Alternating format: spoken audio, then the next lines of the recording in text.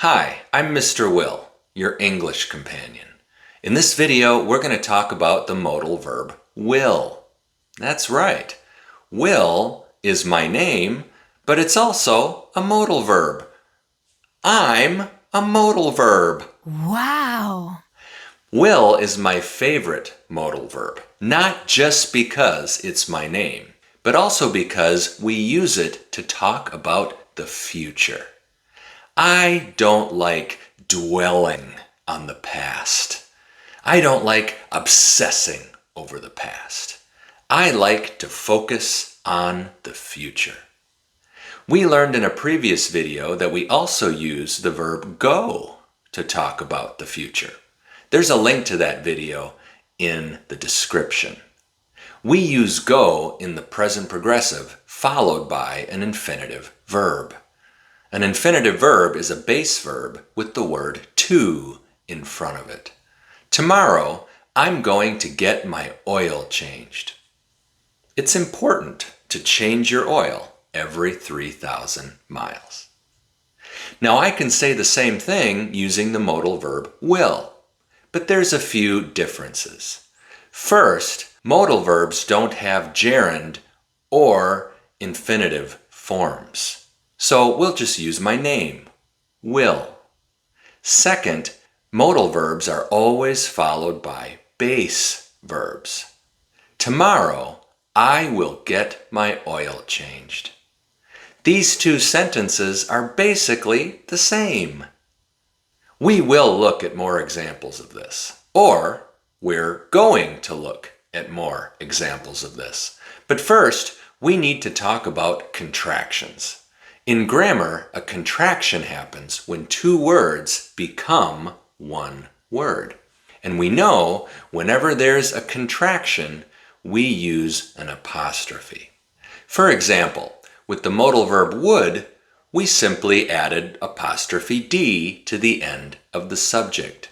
It's very similar with the modal verb will. We just add apostrophe LL to the end of the subject. Let's see how that looks.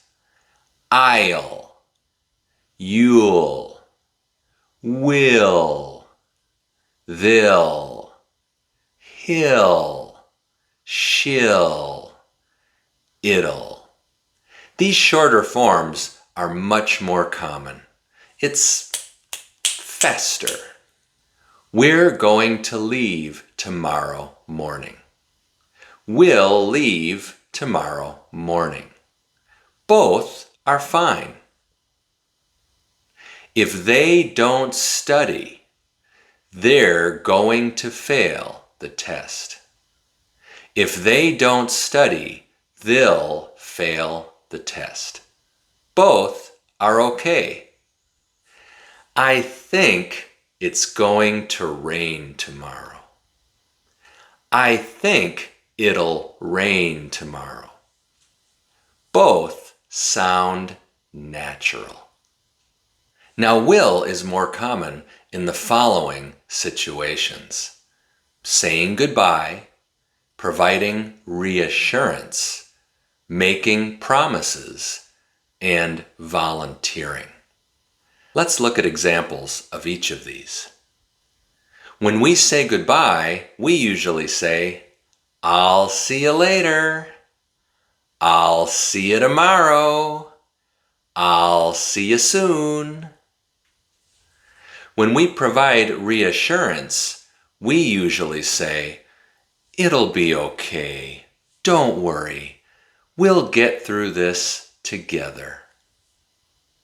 When we make promises, we usually say, I promise I'll clean the kitchen tomorrow. Finally, let's talk about volunteering. When the doorbell rings, we usually say, I'll get it. Let's say you're making a big meal and you need eggs, but you're out of eggs. There's no eggs in the house. You might ask, I need eggs. Would somebody please go to the store and get me some eggs? And your daughter is very nice and she volunteers. She says, "I'll go, Mom."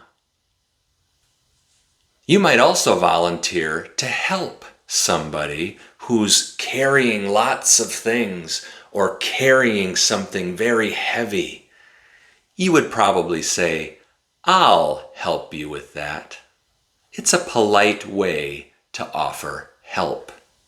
Finally, there's some very common expressions that use the modal verb will that are really good to know. I'll be right back. You're leaving, but only for 1 or 2 minutes.